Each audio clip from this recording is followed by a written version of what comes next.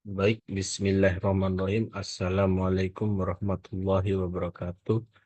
Saya Estudio Listian, mahasiswa Universitas Muhammadiyah, Prodi S1 Ilmu Hukum, akan mempresentasikan sedikit tentang analisis faktor penyebaran terjadinya konflik Rusia dengan Ukraina. Yang pertama adalah latar belakang.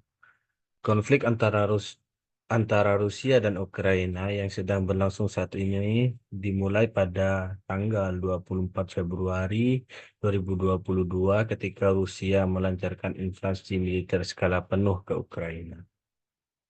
Konflik antara Ukraina dan Rusia adalah masalah yang kompleks dengan akar sejarah yang panjang. Memahami faktor-faktor yang mendasarinya sangat penting untuk menemukan solusi yang langgeng untuk Ukraina. Selanjutnya ada penyebaran konflik antara Rusia dan Ukraina dipengaruhi oleh beberapa faktor. Yang pertama ada sejarah dan identitas nasional. Sejarah panjang hubungan Rusia dan Ukraina termasuk masa ketika Ukraina merupakan bagian dari Uni Soviet, berpengaruh besar terhadap dinamika konflik identitas nasional dan keinginan untuk menentukan nasib sendiri di Ukraina sering berbenturan dengan pandangan Rusia yang melihat Ukraina sebagai bagian integral dari wilayahnya bersejarah. Yang kedua ada geopolitik, di mana lokasi strategis Ukraina membuatnya menjadi pusat kepentingan bagi kekuatan global. Rusia melihat Ukraina sebagai zona penyangga penting terhadap ekspansi NATO ke timur, sementara negara-negara Barat mendukung integrasi Ukraina ke dalam struktur keamanan dan ekonomi Eropa. Yang ketiga ada kepentingan ekonomi. Ukraina memiliki sumber daya alam yang signifikan dan merupakan rute transit penting untuk gas alam Rusia yang diekspor ke Eropa. Yang keempat ada politik dalam negeri. Ketidakstabilitas Ketidakstabilan politik dan korupsi di Ukraina melemah institusinya negara dan memicu perpecahan internal yang dapat dimanfaatkan oleh Rusia. Di sisi lain, politik dalam Rusia juga berperan di mana pemerintah menggunakan konflik untuk menggalang dukungan domestik. Yang kelima ada dukungan internasional.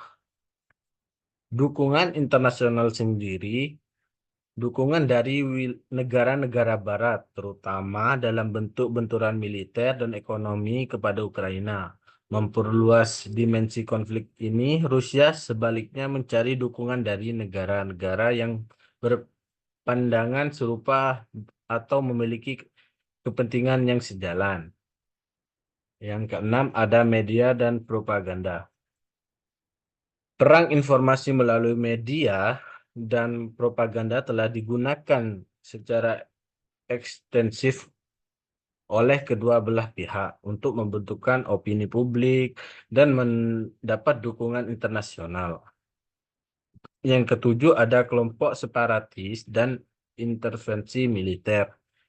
Dukungan Rusia terhadap kelompok separatis di wilayah timur Ukraina, terutama di Donetsk dan Luhansk, serta aneksasi Crimea pada tahun 2014, merupakan titik krusial dalam eskalasi konflik. Intervensi militer langsung dapat tidak langsung oleh Rusia, memperluas cakupan dan intensitas konflik. Faktor-faktor di atas menunjukkan betapa kompleksnya penyebaran konflik antara Rusia dan Ukraina yang melibatkan kombinasi dari sejarah panjang, kepentingan geopolitik, dinamika ekonomi, politik domestik, dan intervensi nasional. Baik, selanjutnya ada rumusan masalah. Masalah A, bagaimana sih peran PBB dalam memecahkan konflik antara Rusia dan Ukraina? Dan masalah B, bagaimana strategi PBB dalam memecahkan konflik antara Rusia dan Ukraina? Yang pertama, ada pe- pemecahan peran PBB dalam konflik Rusia dan Ukraina. Salah satu peran yang harus dilakukan oleh PBB dalam proses perdamaian ini sesuai dengan ketentuan yang tertera dalam Konvensi Jenewa pada tahun 1949.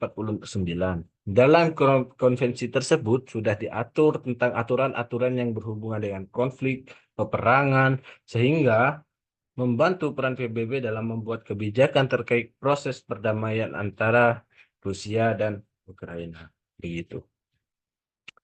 Yang selanjutnya ada strategi PBB untuk mendamaikan atau memecahkan masalah konflik antara Rusia dan Ukraina, yaitu PBB menjadi mediator dengan berusaha memediasi dengan cara diplomatik yang ditunjukkan untuk menyelesaikan sengketa yang terjadi antara Rusia dan Ukraina. Selain hal tersebut, PBB juga berupaya dengan cara mengeluarkan beberapa resolusi. Sesuai dengan resolusi Dewan Keamanan PBB, PBB telah terlibat dalam setiap upaya negosiasi Rusia dan Ukraina secara tidak langsung. Begitu. Yang selanjutnya kesimpulan. Kesimpulan dari konflik ini, kesimpulan antara konflik antara Rusia dan Ukraina sampai saat ini, konflik antara Rusia dan Ukraina belum terselesaikan. Akan tetapi, Perserikatan Bangsa-Bangsa atau yang disebut dengan PBB sudah berupaya penuh dalam proses perdamaian konflik tersebut. Meski seringkali resolusinya sering dimetakan oleh hak veto Amerika Serikat. Namun, kebijakan tetap selalu dilaksanakan sebagai bentuk tanggung jawab dari PBB karena organisasi ini merupakan organisasi internasional yang mempunyai kewajiban terhadap setiap negara terlibat. Konflik ini juga telah mempengaruhi ekonomi global, terutama terkait dengan harga harga energi dan pangan yang signifikan begitu. Mungkin itu saja yang bisa saya sampaikan.